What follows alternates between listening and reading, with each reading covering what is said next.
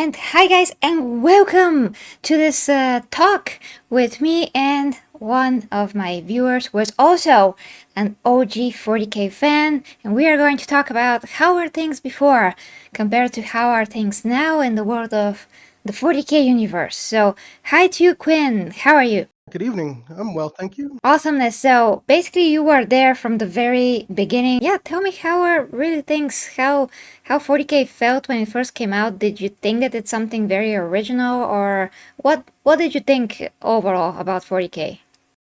The very beginning, no, that would be 1987 for the Rogue Trader. But I got introduced to Warhammer 40k, well, the epic scale, in 1989. I was just a wee lad of 13 years old. My father was in the armed forces at the time, so he was taking a course in England. So we'd moved there for 14 months. And we went to a wee city called Swindon, and there was a hobby shop there. And on the shelf was a box of epic scale Space Marine. And damn if the art just doesn't draw you in. Just like you could see there with the Warhammer 40k Rogue Trader, it was the same kind of epicness that you see there, and it was, love at first sight. So yeah, I kind of judged the book by the cover on it, but who wouldn't as a 13-year-old lad looking at massive power armored warriors blasting each other apart? Come on, what more could a young lad want? Awesome, but could you then compare it to something else at the same time? Um, Any one particular thing? No. You could definitely see the influences of 40k from things like even going into Tolkien's Lord of the Rings, Dune, um, Aliens, the Space Marines that were in that. It's a fantastic movie. I'd recommend watching it. There's many influences in Warhammer 40,000, but it's how they take all of those elements and they make it something their own. And the way they did it, and then they fleshed it out with more lore, that makes all the difference in the world. It's now Warhammer 40,000 and it's its own unique entity. Oh yeah, and I always thought when I first saw the Space Marines, how they look, how they move, I always thought that that is so unique, and I never seen anything like that before. And people often say that 40k took inspiration, yes, from a lot of things, and it did, but I just don't know where is this idea coming from with the huge armor. That's something that really fascinates me. What do you think? Well, there's many influences. 40k comes from the minds of the English. They've got a long history, as most of Europe has. And there's a lot of influences in Europe. The Empire of Britain expanding across the globe of all of the world. They got influenced by many different things. So you've got Roman influence in 40k, you've got Viking influence in 40k, you got Celtic and Romany influence, you got East Indian influence. So seeing big ass armored dudes is no big surprise when you've got guys mounted on armored horses. They've got the fantasy line that originally started it all, really, because a lot of the alien and Xenos races that we see in 40k actually came from the fantasy. You got the Eldar, you got the orcs, you got the dwarves, which were known as squats in 40k. There's a few that got left out, like Skaven, which are the little rat men, but you had the chaos influences. It's all there. It's just that they made it its own separate universe from fantasy. I see, yeah, but all the other armor and everything else that I have seen is just not that big. Well, you can probably point out to some Chinese warrior mythology type of armor and some other fantasy armor, of course, now, but before, like 3 years ago, really haven't seen that. Just made a huge impression on me, the big shoulder guards and how smaller, much smaller the human is, yeah, is inside to just, yeah, it's just Well, very fun. don't forget these guys aren't just the average size human. These guys are over 8 feet tall in some cases, 7 to 8 feet.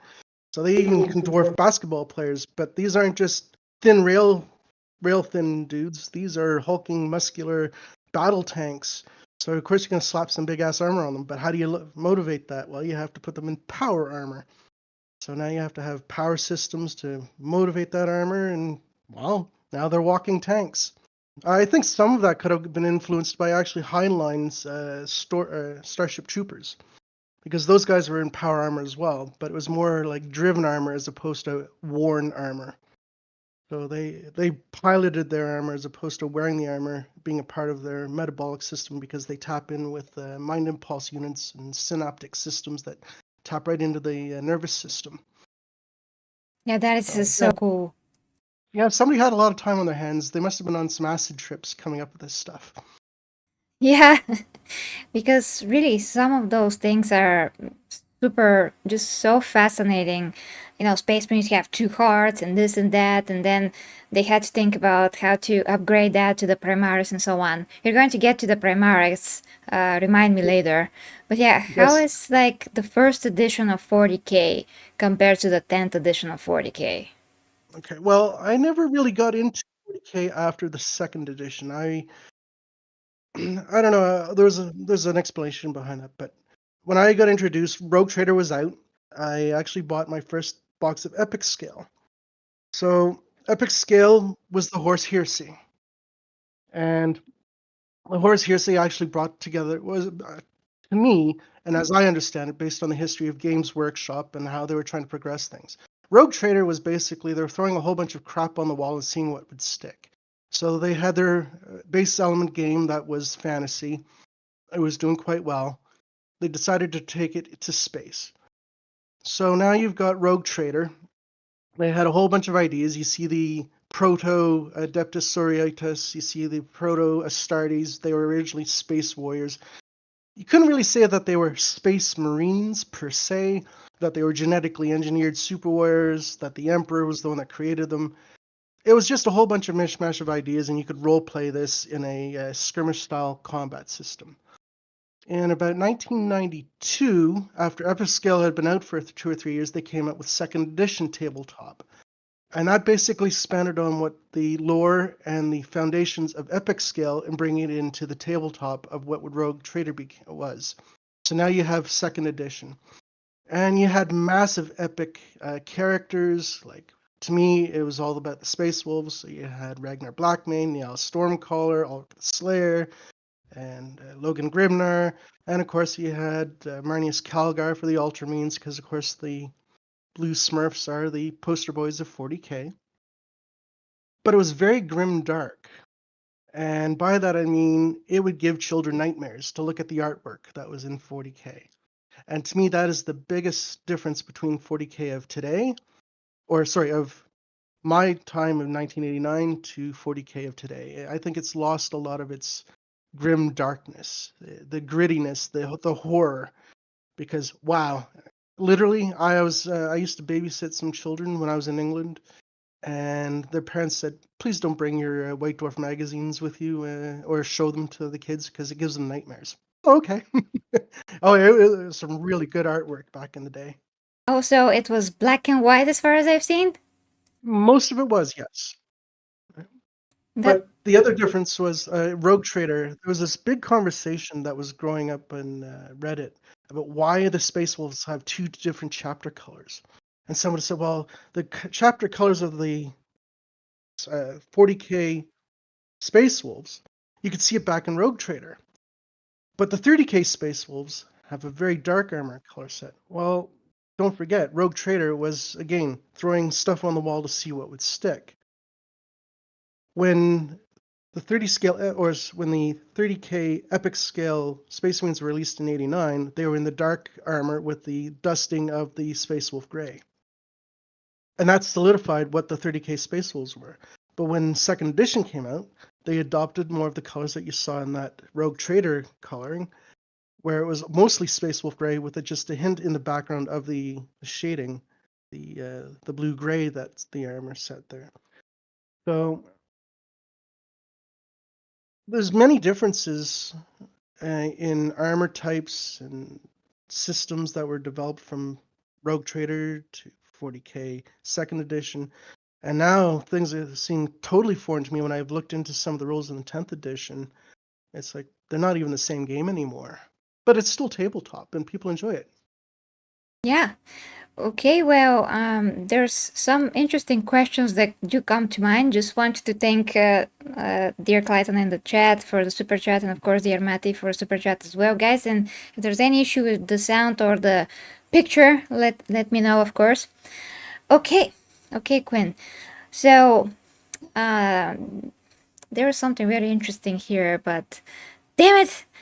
Oh yeah, the peak, the peak design. When did that like disappeared from 40k altogether? Like the peak design. Peak design as in like armor styles, or are we talking like peak design of the game itself, the rules, or are we I talking about mean lore? I mean the helmets that looks like a bird's Oh, the beak. beak. Oh, Yeah, the that's what I beak. mean. Oh, Yeah. the beakies. Well, originally you would see them in Rogue Trader, but they were very popular in the epic scale. 99% of the epic scale miniatures were actually with the beaky design of Space Marines, and that, of course, that's the Corvus armor as we know it today, the stealthier type of armor that the Raven Guard use. But it was common for all of the armies in the 40k or in the 30k universe to be equipped with the beakies. But now, as time has gone on, and of course they started writing more about 30k, some of the older Mark variants of the armor from Mark II, Mark III, and Mark IV have started to crop up more, and you can actually see it in the Joy Toy models that we've now gotten into. Very expensive. Yeah. Uh, but to me, the pinnacle peak design was actually the Mark VI armor. To me, it's the iconic Space Marine armor because that's what I was introduced to as a young lad. Mm-hmm. Oh, okay. Yeah, I meant the beak, not the peak. Sorry. Yes, Yeah, Matty corrected me in the chat. Yeah, a beak, of course. yeah, I caught it. Yeah, just very. It could look a bit more modern, especially when you see the Siama Pedersen animation on Astartes, because he had one, I think, or two Astartes there that had this design with the Yes. beak. And then Yep. when I was a complete newbie, I had to be explained to what is that and why is this look a thing. Yeah, it was very curious for me. I preferred the Mark VI beak design over the Mark VII, which has got the horrific kind of, or the I'm surprised look on the face mask. Yeah, give me the beaks every time. Although I got to say, the Mark IV design of the new, which is now Mark X, the Phobos armor for the Primaris, looks pretty darn good. So, but it's again a mishmash of armor types that they've refined over the ages to perfect it into what is the Primaris. But you can take a Mark VI helmet and put it on the Mark X armor set. It's whatever the Marines need and whatever they prefer as well. Okay, well, what do you think is canon still from the first books until now, so to speak, to the first codexes till now? What is left? Well, again, when 40k started, uh, a lot of the 30k lore from back in my day is still canon. But how do you say it's retconned when you can say, well, it's 10,000 years of history. What do we remember 2,000 years ago? Never mind, last week. Stories change, things develop, you get more detail as you research more, as you actually get to see the perspectives of what happened on the battlefield or in conversation at that time. So you can interpret the lore of old as being correct and possibly the understanding of the common layman in our current day 40k universe is still being correct, but breaking the fourth wall as the viewer looking in, you actually know that no, things didn't quite happen this way. It happened this way instead. Like we all thought that Sanguinius died for the Emperor and trying to protect him, and then we find out that he was crucified like Jesus Christ and kind of died like a chump. Okay, that's a bit disappointing to see, but at the same time, it was still a heroic death, and he had a purpose. So it's just different perspectives that you learn to develop over 10,000 years of history. A lot gets forgotten in 10,000 years, doesn't it? Well, for sure, yeah. What do you mean that he was crucified? I mean, he was crucified at the end, but he was basically already dead. So, Yeah, but he was still tacked up on the wall and presented as a trophy, and some people might take that as a bit of a slap in the face to Blood Angels players. Sanguinius deserves a little bit more respect, and he's the beloved angel of humankind in the 40k universe. So there is that kind of parallel Yeah, I know. I mean, Viewing. in this current book that you know that I'm reading right now, Know No Fear, basically in that old vision that I mentioned yesterday, he saw Mhm. Sanguinius that he was like laying dead on the floor, horse killed him, all of that, but he was still in one piece. Basically, he just had like a teardrop on his cheek from blood, something like that. So he wasn't torn apart with the broken wings, like his face was not detached from his skull and all of those things. So Yep. it was over the top, extremely brutal and disgusting. And knowing that Mhm. what we imagine when we read that is basically a super bloodied corpse. I can't even say most of it. So yeah, it wasn't the best thing from the last books for sure. The previous vision was at least in Sanguinius dead on the floor, and yeah, there's some blood there, but at least he's like not, not having his face not attached to his head. Yeah. Well, as you learn from real life, reality can be a lot more brutal than the fiction that and the stories that get told. Things get left out, and it's those details, and you just, wow, that is horrifying. You read it, and it's wow, and yet you hear about it 10,000 years later. It doesn't seem so bad, does it? Yeah, and I did try to recreate this whole fight. If you watch this in an AI basically picture kind of animation Right? movie, and at the end I just didn't know how to do that because it's impossible. The AI just won't listen to me. It will not make such a thing. It's just grotesque. I mean, I can barely make it. I mean, make it to make it a skull or something, let alone something like that.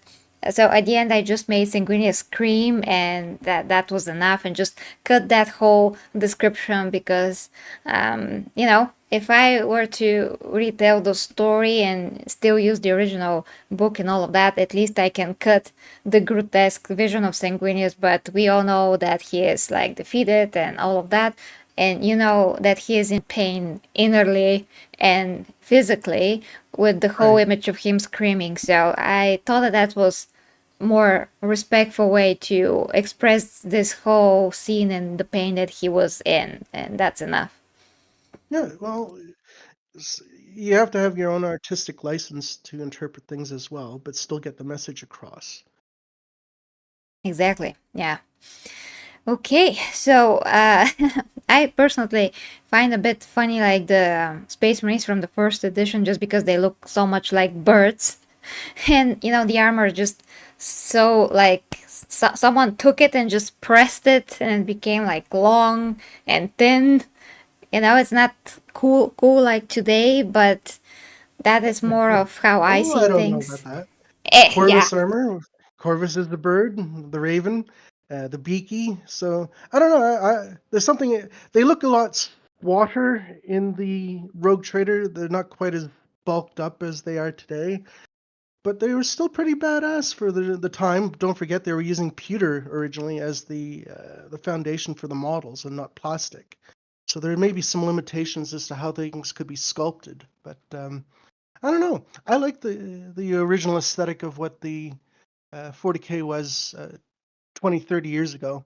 There's still something to be said for it. And granted, there are some improvements, and you can't discount that. But my biggest turnoff was, well, how did I start? 93 was when second edition was released, so you could get the tabletop miniatures. 94, 95, was it 96 that they released third edition? Well, when prices started doubling for a pewter model that was $6 becoming $13, I saw the writing on the wall, and that's when I decided to get out of 40K and just stuck to reading the lore because the Black Library was really growing at that point, and Dan Abnett and some of the other authors that were available to read.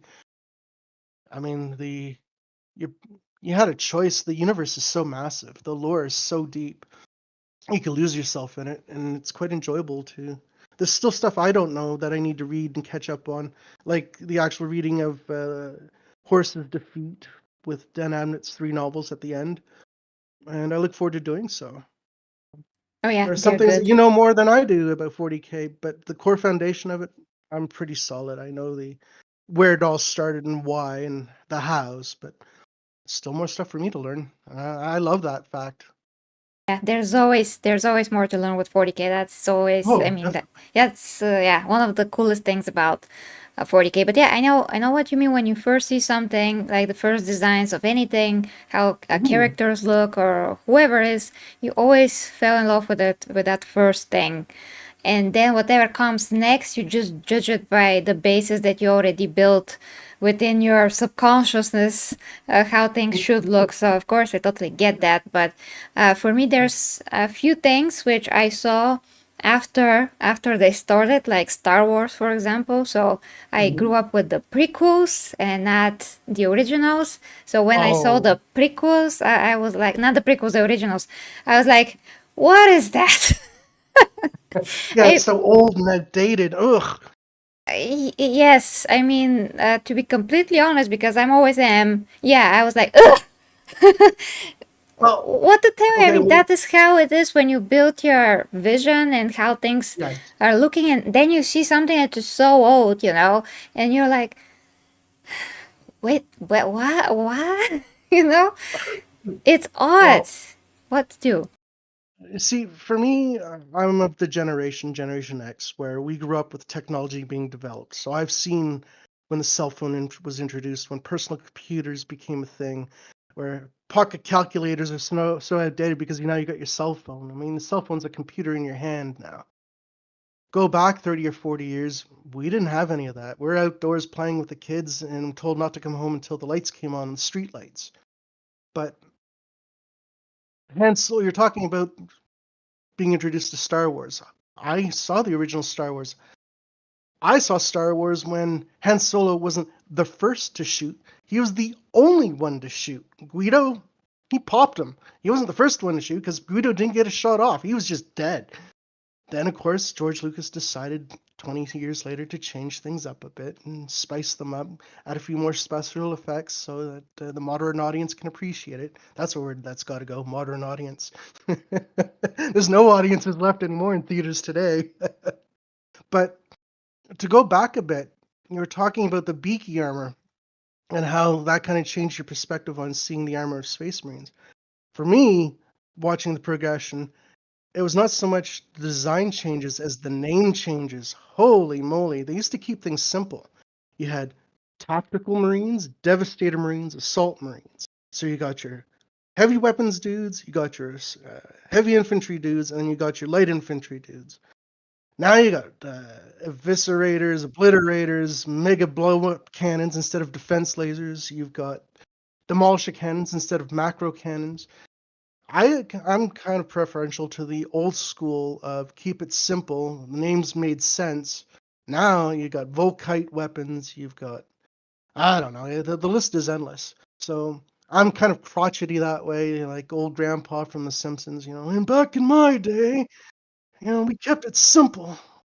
Now Oh, they've got specializations, and it just seems like, well, how can the Marines? Yes, we've got Primaris Marines now, but you can't afford to be that specialized in a finite military system. To me, it doesn't make sense that you've got specialist infiltrators and then specialist communications guys that are doing the same role as the specialist infiltrators because you still have to sneak into an area to report on it. And then specialist snipers. Well, in the modern military, you've got snipers that do scouting and they do battlefield observation and they snipe. So some of those changes to me seem kind of silly. Some of the design changes of the models are absolutely ridiculous. One of them was putting belt fed weapons onto a magazine drum that's absolutely tiny. Do you understand what I'm saying? You've seen the heavy bolter. yeah. Originally, the heavy bolter was the heavy bolter for a spaceman was mounted on the shoulder. That was back in the 90s because it was due to limitations of production design. But then they brought it down to a backpack that had a belt feed into a drum magazine into the heavy bolter. That made sense. But then they've got these Phobos armored Primaris Marines that have a miniature scale backpack that's kind of like a jump pack with this heavy weapon that looks like an autocannon with a belt fed weapon system into a magazine drum that may hold less than 20 rounds. Well, the only time that you use a belt feed like that is for a heavy weapon that's like a chain gun or a heavy bolter that's rapid firing because you need a lot of ammunition. So what's this guy gonna do once he's spent all his ammunition? Beat the guys to death with the weapon? It just some of the design choices. I'm saying, wow, you guys have really gone out to lunch on this one. But you know, that's my humble opinion. Somebody else might say, hey, it looks cool, and more power to them. It's kind of like we assume that they will never run out of bullets. Yeah, but the A-Team endless ammunition scenario. Are you familiar with the A-Team? The 18 Mr. what? T-Face, Hannibal. There's been a recent update movie that was done about 15 years ago, but it was a special forces unit from Vietnam that comes back to the United States fighting for the average Joe. You know, some bikers might roll into town and take over a town, and of course they'd call in the A-Team to help them out and get them out of the town. It was yeah, I don't know, a 4 or 5 year run program back in the 1980s and 90s. Nope, you have no idea what that is. Well, their automatic weapons basically had endless ammunition. Never saw them change a magazine. It was just full auto all the time, rock and roll. And of course, you have to check your brain at the door when you go to watch it because it was just so outlandish. But yeah, it kind of takes me out of the believability aspect of what I'm watching when you see things like that. How does that even work? I mean, do uh, the bullet just create themselves? Like what? It's magic, movie magic. Ah, okay. So I just want to say hi to Lady Runesong in the chat. She says, I feel the same way about the Tron movies. Well, I only seen the first one, how it looks like. I have not seen it. I have watched the modern one, which was okay, I guess, kind of empty. I was looking for something more deep, I guess, but I don't remember for the movie to had some kind of a profound effect on me or anything like that. It was just some cool special effects, basically. And Afro SF, hi to you, and Mr. MewTube, hi to you as well. And Afro SF says, what is the best 40k novel? What do you think? Oh, the best 40k novel. Well, I'm going to go with the original book that I read that introduced me to 40k and say it's Deathwing. But it's an omnibus of a whole bunch of short stories. That's what got me introduced to some of the deeper lore and the expanded universe of Warhammer 40,000. So yeah, Deathwing. Okay, and for me, it's very hard to say because my most favorite so far have been some of the books from the Horus Heresy. I also like the latest Gilliman books, the Dark Imperium, but the ones that stuck with me the most were Horus Rising and Fulgrim. Maybe I would say Fulgrim because some of the fascinating moments there with him. But I have also such with Horus and how he, went through this whole process of turning against the Emperor. So I would say those two. I love also the last three with the Emperor and Sanguinius, the End and the Death. Part 2 was most fascinating. Part 3 fell a bit, not very, yeah, it was a bit underwhelming, you can say. Now, Mm-hmm. this current book that I'm reading, No Fear, is okay. There's some filler there. So, yeah, the biggest issue that I always have with all the books is that they always have a bunch of filler, some characters that just do something, but they just don't really matter. And I'm waiting for the main people to appear again and to do something. So, yeah, that's kind of the thing. So my favorite author for 40k would be Dan Abnett and William King. There's very little that I've read from either one of them. To me, they're the authorities of writing Warhammer 40,000 lore. Dan Abnett has got a massive collection of 40k novels to choose from. His, especially series like the Gaunt's Ghost. I'd highly recommend you getting into that. But if you want some levity and a little entertainment and seeing a naughty boy of the Warhammer 40,000 universe, Sandy Mitchell, I think, is the author. He writes the Caiaphas Cain novels. He's a commissar. Yeah, an absolute riot to read, and it gives you a different perspective as to how, the 40k universe. But he's a bit of a naughty boy, to say the least, in a good way. Yeah.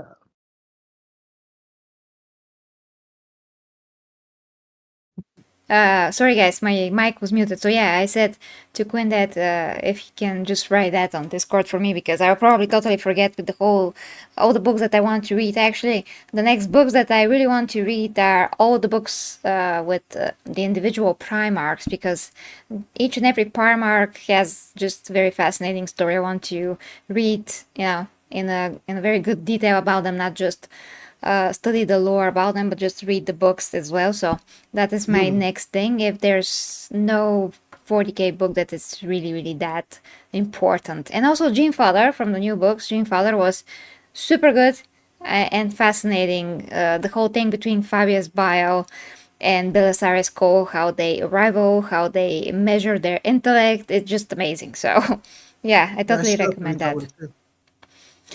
Okay, now Mr. YouTube says my real introduction to Warhammer was 3rd edition, and the artwork and the ideas of regressive worlds like Furrow and Feudal was, in my opinion, the best interpretation of the setting. And Lady Runesong says about Tron, I guess, yeah, it was very pretty, but the story needed a lot of work. Yeah, I'm sure of it. Just that by this point, it's also a very old movie. It's like 15 years ago, maybe. I don't even know. The original Tron movie was back in the 80s. I know, I am talking about the newer one. Oh, the new ones, yes. Yeah. There's a couple of them, isn't there? Yeah, a lot. It's by this point it's a lot. I mean, to me Troy was a new movie, but it's not. It's very old now. Okay, so Ronaldo, hi to you. He says interesting start that Warhammer 40k first edition Rogue had. It was essentially a tabletop skirmish game with RPG elements, named units, and such. Yep, And that's exactly what it was. oh, sorry guys, I muted my mic again. And Astro SF says, cheers to you both for the recommendations. Oh, well, Oh, no I problem. love getting recommendations. If somebody can tell me a new title or a new author to get introduced to and it's actually good, blessings to you for that, because I love reading. It keeps the mind active. Oh, yes, actually, it does protect you from Alzheimer. So you gotta think, you gotta read, you gotta exercise your brain. Use it to Yes, not indeed. lose it. Exactly. Okay, guys. So there's much more. Okay. What do you think is, I mean, where did 40k actually had really its footing, so to speak, where the universe was more established like we know it today, with the Primarchs, with the Emperor, all of those things. That started back in the epic scale, back in '89, um, laying down the foundations of what 40k would become. It was all solidified back in the epic scale, to my humble opinion, because they actually explained what happened in the Horus Heresy, not into the detail that we have today from the novels, which have taken 20 years to write, but the foundations of it all started back in 1989 with the epic scale, and then were really truly solidified when second edition was released. The novel started really taking off. The lore was really starting to be fleshed out. The other alien races started becoming a little more prominent and individualized, because in Rogue Trader there was mentions of certain Xenos factions, but nothing really. It was mostly humanity fighting for itself at the time.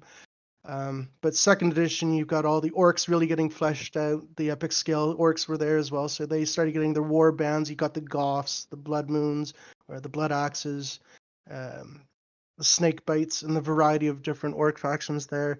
The Tower much later. The Necrons were much later. I think they came in third edition. I think, was it Rolando could probably expand more on that, but I kept up with it from reading my White Dwarfs and always checking in on different forums and tabs and things like that. And I don't know. I remember when the Necrons, when they started, they're basically the T-800s of the 48K universe. The Tyranids were basically the alien Xenos from the movie Aliens, which they were pretty much inspired from. But then they started expanding it. They gave them more flesh and detail. The Tyranids are a massive threat organism. Um, the orcs definitely got expanded upon with quirks. Now, when I started, quirks weren't a thing. Now, the old ones were, because they came from the fantasy, but yeah, you start getting more detail like that, and I only think it improves the universe. Yeah, It's it's just very fascinating. You know, a lot of people say that yeah, 40K takes a ton of inspiration from other universes that they it does. stole and all of that.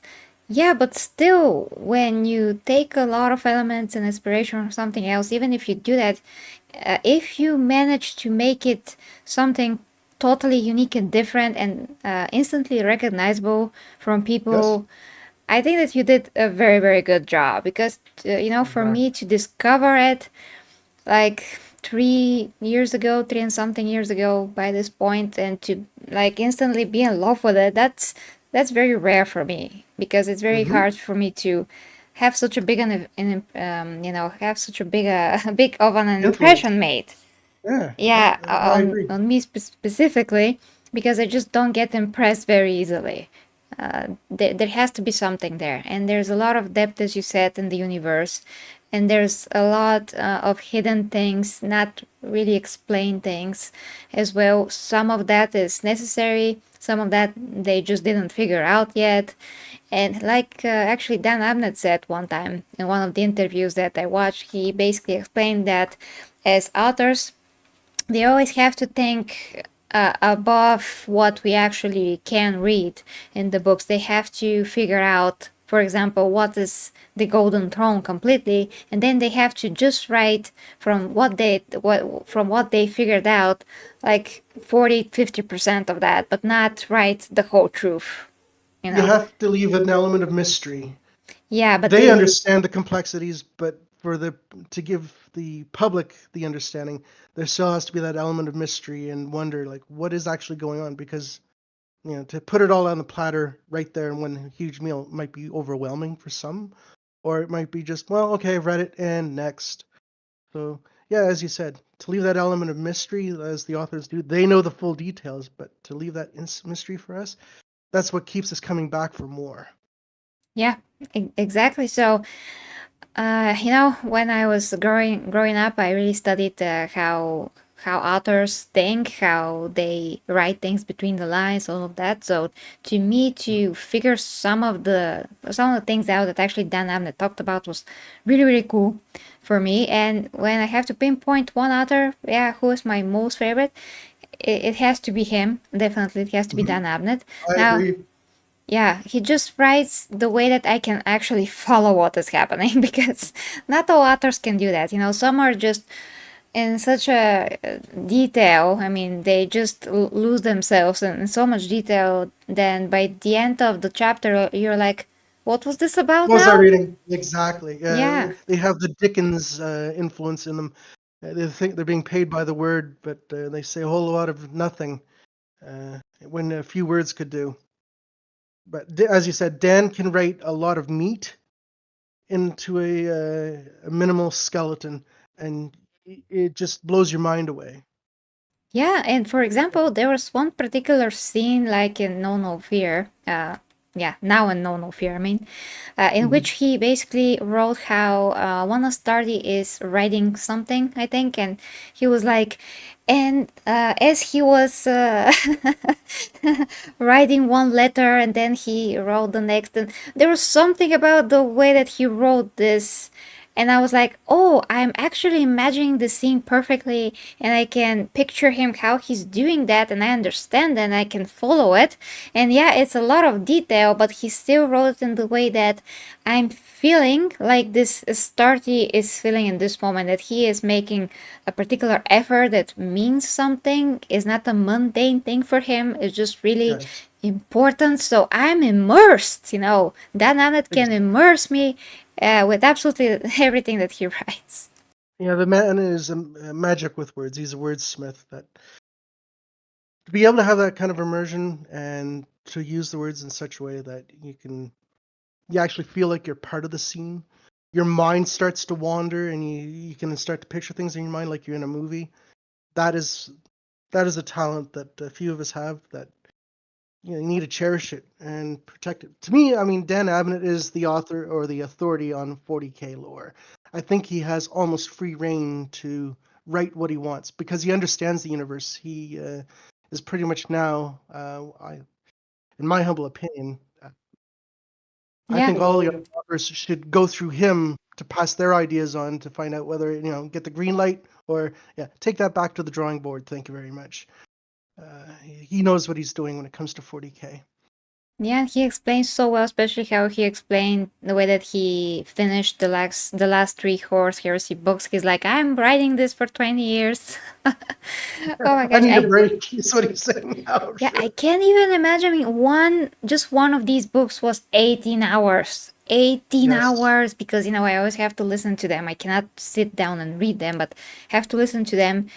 And 18 hours was a lot, because most books are like 13 hours, and that still is a ton, but 18 hours. And then I saw the book physically was like this thick. I'm like, okay, I can totally hit someone with that.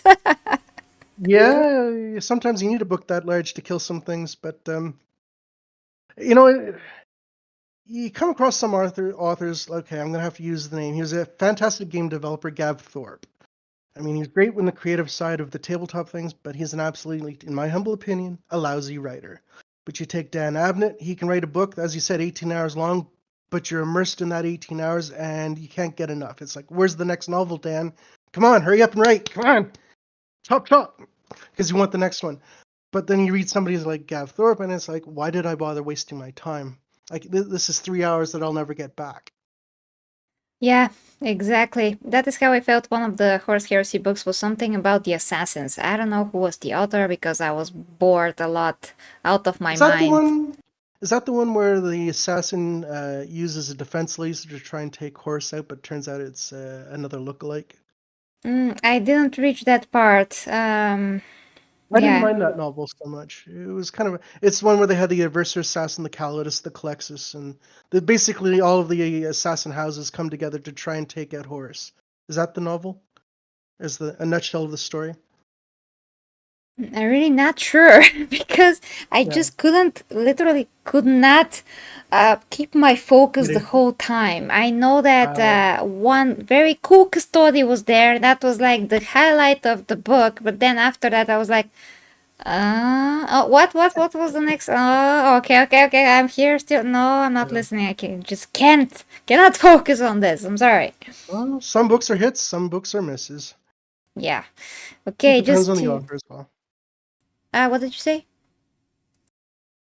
Some books are hits, some are misses. You just can't win them all. Ah, yes, now I heard you. Okay, just wanted to thank Matty for the $1 super chat. Thank you so much, Matty. And yeah, maybe Dan Abnett can help some particular guy finish Game of Thrones, because I just want to know how Khaleesi is going to do at the end. You mean the real story and not the crap that we got in season 8? Yeah, I just want freaking those books to be finally finished, so we know what is the real truth, what is the real destiny of the Daenerys, who is the prince that was promised, and all of that. Yeah, anyway, I'm going to get down to a whole lot of ranting about Game of Thrones.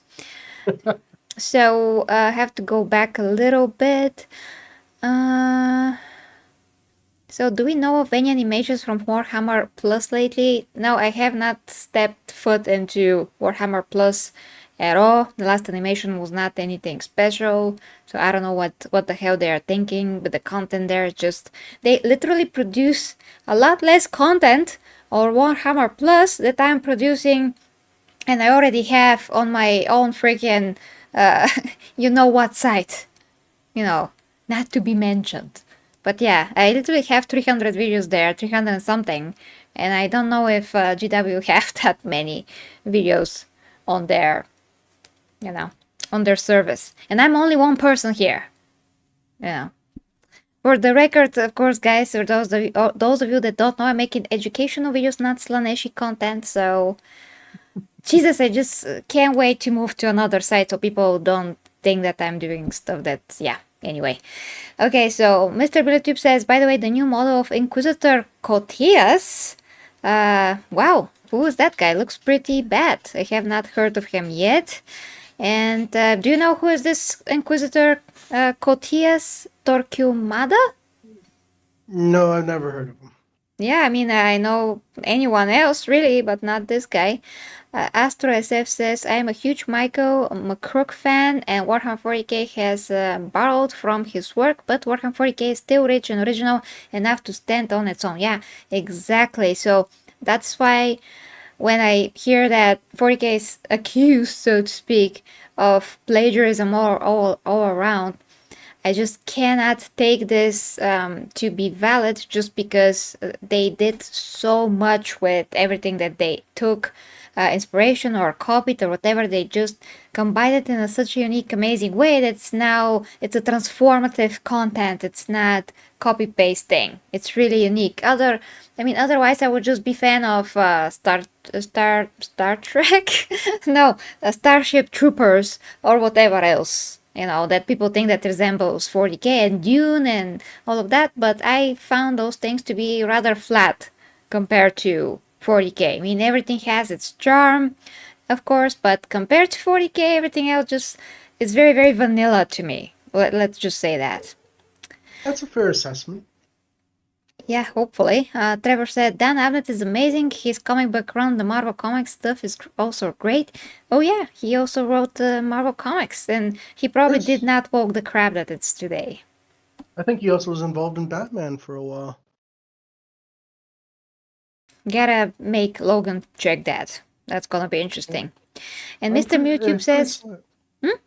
Go ahead. Sorry, I was just saying, I thought I saw somewhere on one of his profiles that he actually wrote for Batman. Could have been for a TV animated series, but he's very influential. He's got his thumbs and fingers into a lot of pies, but he's very talented at what he does. Exactly. Okay, yeah, I really will ask Logan if he can check that for me. Yeah, ask him. So Mr. Mewtube says, I also cancelled my subscription, but not just because of the lack of animation content, but also the fem studies controversy. Can't make shit up. Yeah. Although if what Marshall says about female custodians is true, basically will turn out that Jedi are just very incompetent and negligent about their own stuff, and they should just get more hold of that and, make things to be a lot better, to have more awareness of what they're actually creating here and who is editing what and all of that, if that is true, once again, allegedly. You and I had a conversation about that. I want to know if it is true. Then I also want to know why GW has not gone to walk it back and actually made a public announcement saying that, yes, this is not correct. Fem studies don't exist. I had this conversation with another fellow on the another Discord channel about Joey Toy, and he says that they'll never walk it back, and I think it's in their best interest that they do. I think they'll get more credibility from their fans and from the public if they actually owned up to it and said, yeah, there was a mistake made. This is what happened, and no, this doesn't exist. Let's move forward from here. Yeah, but there's something about them. I mean, that was just what Marshall thought, but yeah, I mean, he did answer this question in the comments. You just have to go and see what exactly he said. I don't want to quote him without remembering exactly what he said. Exactly. Trevor says, Emma Pedersen was a big GW hire. I wonder if he even works there anymore. His new work just got a trailer. Oh, Trevor, I gotta check that because whatever he did is probably gonna be cool in any case, but the idea was for him to just finish Astartes 2. That was the whole idea, and that's why they actually hired him. That's why they basically bought the rights to his own chapter and his Astartes project. So if that just falls through, it's gonna be a huge disappointment for everyone. So yeah, GW have not said anything about that. But last time I checked on Warhammer Plus, the Astartes project was still something there. So who knows? You just don't know. Are you talking about Nemesis by James Shadow? I don't know. Yes, I think that's the novel that we were talking about. Okay. I know drag racers with content on OnlyFans. Really? What they're doing there? Drag races, probably? I mean, it's literally what people do, Not RuPaul's Drag Race now, is it? Who? RuPaul. He's a drag queen. Oh. I'm being facetious. Okay. Okay. What else? Oh, okay.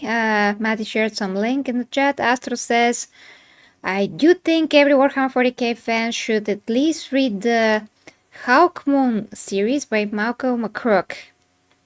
Have you seen those? I don't think I've ever. No, I don't think I have. Okay, then Afro, you can always just join the Astartes Discord server. It's completely open to anyone who wants to join, and you can post in the 40k thread about books, novels. Yeah, the old, the new. You can post there, and I will at least have it in mind. And whenever I can, I will definitely take a look. And Mr. Mewtube says, speaking of incompetence, this is why I jokingly insult the intelligence of GW by calling them British. Okay. Oh, Brit shit, right?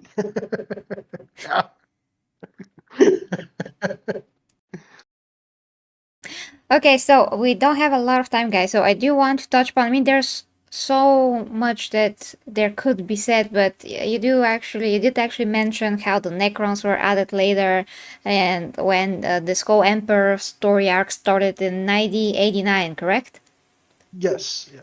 Mm-hmm. That's when things really started getting fleshed out for defining what the Warhammer 40k universe that we know is today started. Okay, great. And so now I want to focus for a bit. We mentioned earlier that we will talk about a bit about the Primaris. So there's a huge, basically uproar, and people are still not happy with the Primaris.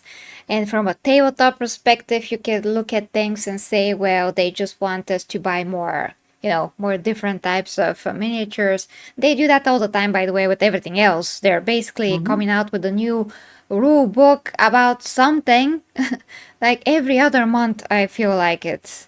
So if you it's every 3 years they update the rules. update Is the it 3 years? rules, 3 to 5 years. but they're Yeah, like the rule smaller book games, I additions. mean. Oh, okay, yeah. Well, they used to have a lot more games available to us back in my day, and they've kind of streamlined things down a wee bit. Because it used to be, the Warhammer Fantasy, there was Space Hulk, a whole bunch of little tabletop games that were 40k or fantasy related, and then there was other things that oh crikey, it was almost like Mad Max. Come on, somebody might know in the chat if they can remember. Well, there's Blood Bowl, which was fantasy football. That was an absolute blast, and they turned that into a video game as well. But there was one that was like a Mad Max game that was based on cars in a dystopian future. But they've all gone; they're disappearing. But they used to be involved a lot more than just was it Lord of the Rings, 40k, and fantasy now. Yeah. Okay. So what is the Art issue? Millennium. Go ahead. What?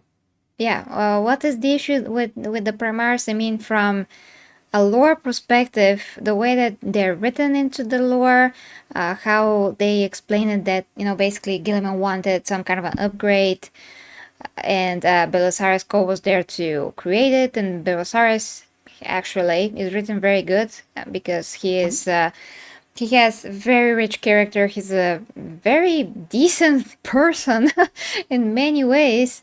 I don't want to spoil anything for the GNC book, but from this book, you really get the idea of who is he, how he wants to really help humanity, how he really wants to keep the Emperor's vision clear and to just sustain it, to keep working for the Emperor and for the people, for the Imperium, but he wants to be able to work freely, and he does not want to, go along with all the restrictions that the Emperor put and all of those things. So when we factor in also,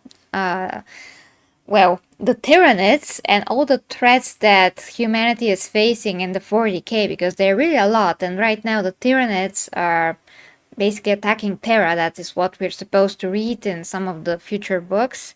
Then we don't really have a ton of Astartes, basically, and the Astra Militarum are just going to be molded directly, like deleted.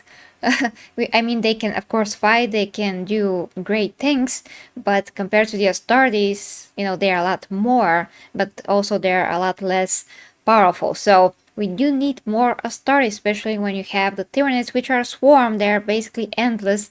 And when you read that book with the Blood Angels, where all the all the Tyranids attack the planet, it was just so horrible. and Dante almost died, and Sanguinius had to appear at the end, and it was this whole thing. You just get the picture that things are grimdark, they are absolutely tragic, absolutely dire, and if you don't have anything to back that up, it is it's not really possible. So in that line of thought, in the lore, it was explained that Gilliman wanted something to supplement the authorities, and Belisarius Cole is the guy to make this happen. Even though it's not like a huge, I mean, it is a big upgrade, but it's not like huge upgrade. I mean, they did not become custodes or something. They're still very very strong. So yeah, what do you think? What is the problem with the Primaris Marines? Well, personally, I don't have a problem with the Primaris. I actually kind of like them and the idea behind them. Um, you're talking about the grim dark and the universe setting. When the game originally started with Rogue Trader, Rick Priestley was one of the developers and on the board with GW, and later on, Andy Chambers came on board. So Rick Priestley's vision was a little more less dystopian and grim dark. That humanity had hope that they would actually thrive as long as they could fight back against the elements that were attacking them. Then Andy Chambers came along and said, you know what? Maybe if we change things up a bit and let's make it grim dark, where humanity is beleaguered on all sides by a swarm of different factions that are trying to wipe us out, and hope is but a gleaming little glimmer in the distance, and we might reach it, and most likely we won't, but we're going to still battle on. And I think a lot of people found appeal in that. It kind of spoke to a lot of people. It's like, we're going through this in everyday life too, but we're going to soldier on. We've got the biggest, baddest soldiers in the universe that we know of, standing up for humanity and taking the fight to the enemy. So fast forward 30 years later, and you've got 40K in the 10th edition with the Primaris being released. Or was it back in 8th or 9th edition that they were released? I can't be certain because I got out of 40K in 2nd edition as far as playing the rules. But the idea of the Primaris, I don't have an issue with. I think what bothered people about the Primaris is that they were shoehorned in. One of the comments is that it was just they came out of nowhere. Well, sometimes good things do come out of nowhere. Mr. Gilliman had the foresight to maybe 10,000 years previous say, all right, things might get a bit rough in the future. We might need some upgrades to our Marines. Now, people say, well, how could they do that? They're tampering with the gene seed and this, that, and the other. Well, the Emperor didn't do all the voodoo by magic alone. He had a lot of dedicated people that were geneticists on board to develop the Space Marines. You had a cursed founding in the 21st. The 21st founding was considered the cursed founding. They were tampering with the gene seed to see if they can improve things. It didn't work out so well. So now you have things like the soul drinkers involved, and maybe that they use some of the lost foundings, legions genetics put involved from the 2nd and the 11th legions. The speculation on that. But to have the Primaris come in, they were in stasis for 10,000 years, while stasis didn't work out so well for the Lion, and he kind of aged a bit, but these guys pop out of nowhere looking like they're prim, proper, ready to go, although inexperienced.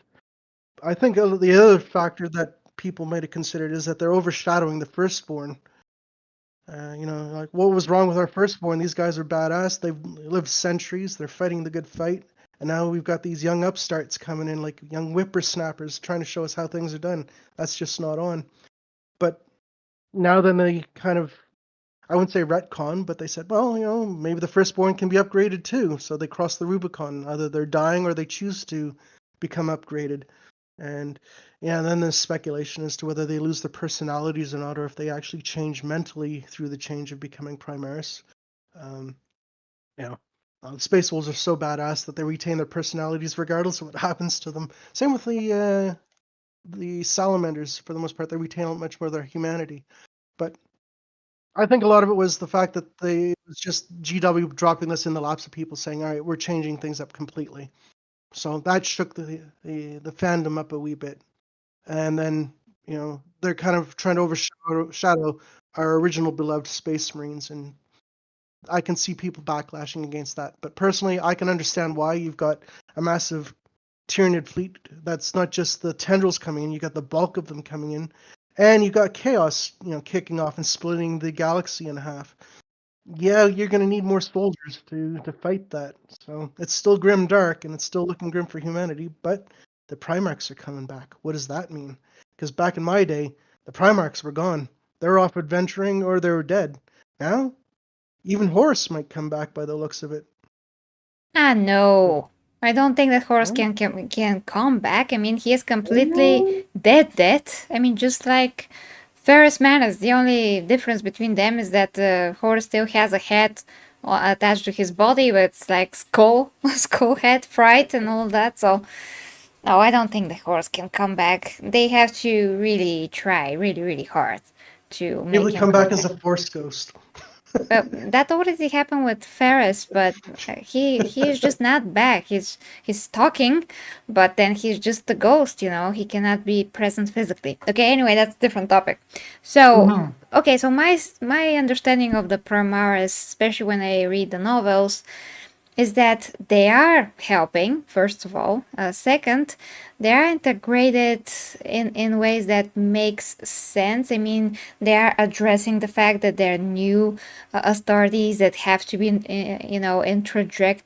introduced to the already original authorities there, and some of the legions did have problems accepting them, especially the Black Templar, which actually committed treason and heresy by killing some of the Primaris, and the Primaris had to prove themselves.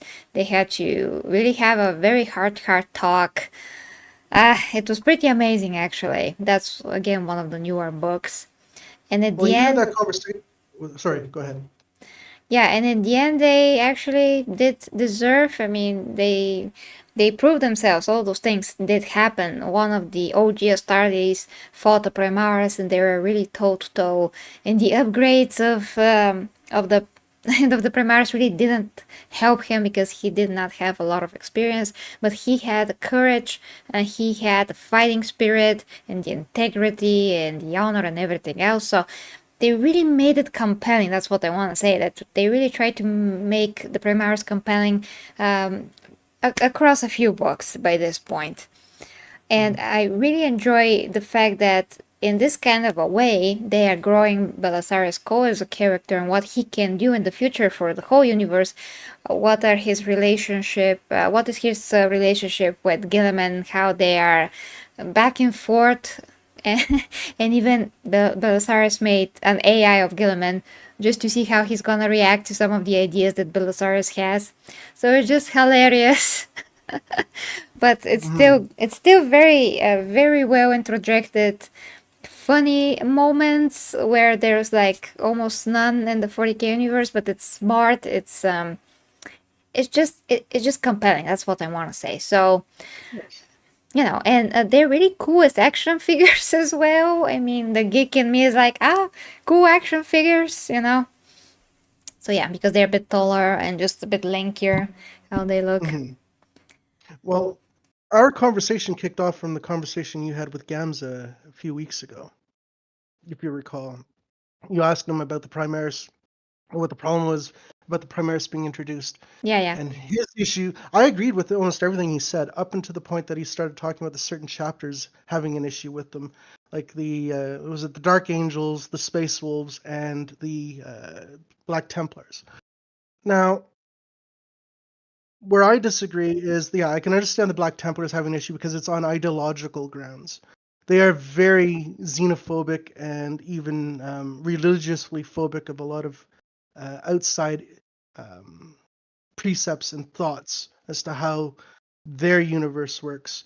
I mean, they're already broken the Adeptus Custodes, or it's not the Custodes, but the Codex, by having a strength of in the legions form of what 50,000 possible members in the Black Templars unit, because they go by crusades, and each crusade can be an umpteen size. So they've already got the numbers that they probably don't really need to have Primaris to bolster their ranks. But when it comes to chapters or legions like the Space Wolves and the Dark Angels, his was like, oh well, the Dark Angels have secrets. Yeah, they do have secrets, but even the Dark Angels themselves don't know all the secrets. They have to pass the orders and trials to learn more about the terrible secret that they're trying to keep covered. Yeah, the Space Wolves can be insular, but they're not stupid either. They know that they are losing numbers and that they need to bolster the numbers. And if they smell like a Space Wolf and they act like a Space Wolf, well then what did Logan Grimnar say? Yeah, well, this isn't kosher per se, but they look like us, they smell like us, and they fight just as hard. Well, you know what? Chaplains or wolf priests, teach them our ways, make them more like us. So when the All Father comes back, and if Leman Russ comes back, well, we're just become one big legion again. You can keep your chapter name, and it'll just become another great company of the Space Wolves. Same for the Dark Angels. Yeah, the secretive. So they'll slowly introduce the new Primaris into the secrets. They still have to earn the right to learn what that secret is, but you're not going to turn down a body of fighting capable men, especially when they've already got gene seed that you desperately need. Especially when you've got Tyranids coming at you and the Chaos coming at you. Common sense tends to win out. It's like the whole explanation that I have an issue with is, Space Marines, they can be taken out by modern day special forces. Dude, some authors write in a certain way, but I think Soriyama, that actually displayed what the capabilities of Space Marines do, is how most of the Space Marine chapters behave.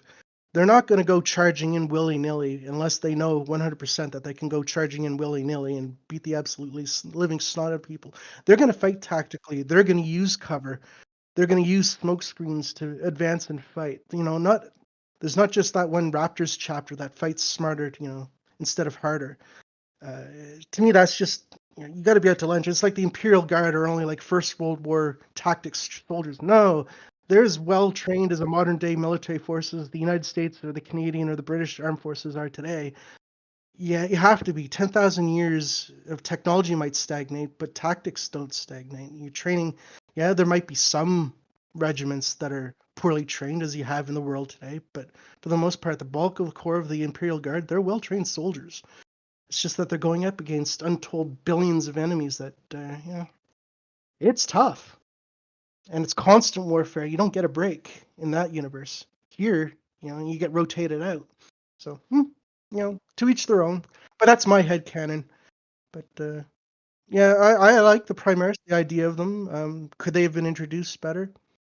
Possibly. But then, as you said, there have been compelling stories written later on saying that, like the Logan Grimnar story of, we'll have our wolf out and we'll introduce the Primaris to our way and our culture. And that's the way to do it. I agree. Yeah, I mean, the problem really is how they introduce them, basically. But now at this point, they have written so much about them, and the fact that you can save a very cool, very old authority because they just have to, cross the Rubicon, which is a very dangerous procedure, so they may not survive. But for example, Dante was able to save himself this way, Marius Kaugar was able to save himself this way, so we get to see these characters transformed and still fight for the Imperium, still fight for the Emperor. So that's another way to keep those characters there, to fight a bit more, So I like that. Did you read the lore behind Dante crossing the Rubicon? I'm not I sure. haven't. I'm not sure if Because that was the book. I would like to read that because to listen to about Dante's story, he's lived 1400 years. He's tired. He wants to put down the sword, but he can't because it's duty that keeps him going. So crossing the Rubicon, it would be an interesting read to see how he came to terms with that because it is a big decision. He could die, and that might be a bit of a relief to him. At the same time, he gets to continue in the Emperor's service. I'd love to see the lore behind that. Yeah, I'm kind of confusing it with the Dark Angels, Blood Angels book that I read. How he fought with the Tyranids and then he almost completely died, but Sanguinius actually pulled him back, which was absolutely amazing. And then he met Gilliman, and Gilliman was like, "Dante, you hero, you." Yep. In the end of the book, it was very good. It was amazing. Here's a promotion. Here's some troopers. Take care of this sector for me because I got my eyes on another place. that's going to shit in a, or hell in a handcart. Yeah. That's a Yeah. big burden to put on somebody. And then you got somebody like Marnie's Kelgar who feels like he's been pushed aside. Well, So, I did read his comic, by the way, the Malius oh, Calgar comic, at least one edition. I don't know how many there are, but I did read how he became an Astardi in the first place. Yeah, Marvel comic, all right. no less. Oh, I'd have to go and find that. That sounds interesting. Yeah, okay, guys. So we have to go pretty much. There's a lot more comments in the chat. Let me first quickly go through them as much as possible. So yeah, Matty wants to fight me. I know, I know. I mean, that's a joke that we have between ourselves. That I have to look at Ehrlich. Okay, just yeah, I have to have a you know like a list of about that, guys. Hey, puppies. Puppies. That is clear sign that I have to go. But thank to Astor SF for the sub, by the way, guys. Belisarius, go Joy Toy. You wanted that so bad. It's probably gonna be so small though. Oh no, it's not small. He's big. He's big. Sorry, I'm thinking about that. I also wanted another Joy Toy, but damn it, I forgot. Okay, never mind. There are so many characters in my head right now, and it's so late. One of the fallen to breach the Imperial Palace. Oh my gosh, guys. You are talking about a lot of things. I want the IP to stay as it is. If GW wants to do woke stuff, female Marines, close 40k storyline, do a Warhammer 50k, 60k, they can have a new female Empress and female Marines. No. Nobody wants that. Nobody wants that. And 40k is for like, what, 30 years now? So why would they want to change to 50k? You can stay in the 10,000 years of span of time forever if you want. You know, it's 10,000 years. So, Got lots of time to work through all that yet. yeah, the Marvel Warhammer 40k cards are extremely expensive on eBay. Really? Well, you can just get them digitally. Probably it's gonna be a lot cheaper on comic. What was that site? Damn it, I had an app before and I read comics there, but I forgot. But there's still apps for that, so you can probably get that somehow, guys. Okay, Quinn. So thank you so much for this talk. Thank you. We are going to probably have something like that in the future, guys, as long as we have good topics to discuss. But for everything else, you can check the video actually from yesterday as well about the attack on Warhammer Space Marine 2 game. And if you like supporting, guys, you can become a member of the Imperium here on YouTube. You can subscribe to my non-Slaanesh content at OnlyFans, if you like, where I do all of my educational content and fitness, health, nutrition topics, and my own physique updates with my fitness journey. And with that being said, guys, have a very good and successful week. Bye bye.